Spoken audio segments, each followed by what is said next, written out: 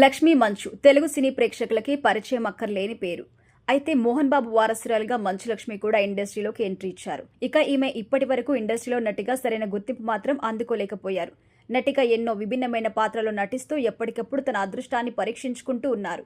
ఇలా వెండితెర మీద మాత్రమే కాకుండా బుల్లితెరపై కూడా ఎన్నో ప్రోగ్రామ్స్ నిర్వహిస్తూ ఎంతో మంచి ఆదరణ సొంతం చేసుకున్నారు. ఈమె ఫస్ట్ గా చేసిన బుల్లితెర కార్యక్రమాల ద్వారా వచ్చిన డబ్బుతో ఎన్నో సేవా కార్యక్రమాలు కూడా నిర్వహిస్తుంది.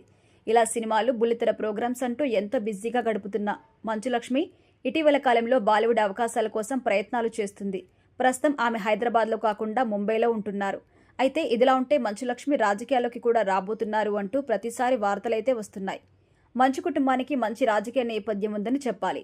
తన తండ్రి మోహన్ బాబు రాజ్యసభ సభ్యులుగా పనిచేశారు.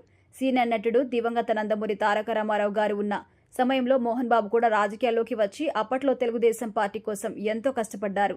రామారావు గారు మరణించిన తర్వాత మోహన్ బాబు ప్రత్యక్ష రాజకీయాల్లో పాల్గొనలేదు అని చెప్పాలి. ఇలా రాజకీయ నేపథ్యం ఉన్న కుటుంబం కావడంతో మంచు వారసులు కూడా రాజకీయాల్లోకి రాబోతున్నారు అంటూ ఇటీవల కాలంలో వార్తలొచ్చాయి. ఇక మంచు లక్ష్మి కూడా ఈ పార్టీలోకి రాబోతుంది, ఆ పార్టీలోకి రాబోతుంది అంటూ ఎన్నో వార్తలు వచ్చిన నేపథ్యంలో ఈమె అయితే క్లారిటీ ఇచ్చారు.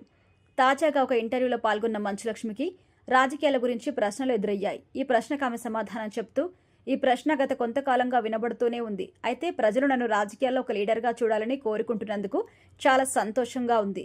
అయితే కొన్నిసార్లు నేను తెలుగుదేశం పార్టీలోకి వెళ్తున్నానని కూడా వార్తలొచ్చాయి.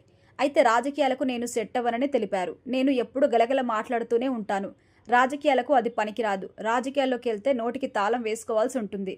అలా నోటికి తాళం వేసుకుని నేను కూర్చోలేను. అందుకే రాజకీయాల్లోకి వచ్చే ప్రసక్తి ఏమాత్రం లేదు అంటూ ఈ సందర్భంగా మంచు లక్ష్మి అయితే క్లారిటీ ఇచ్చేశారు.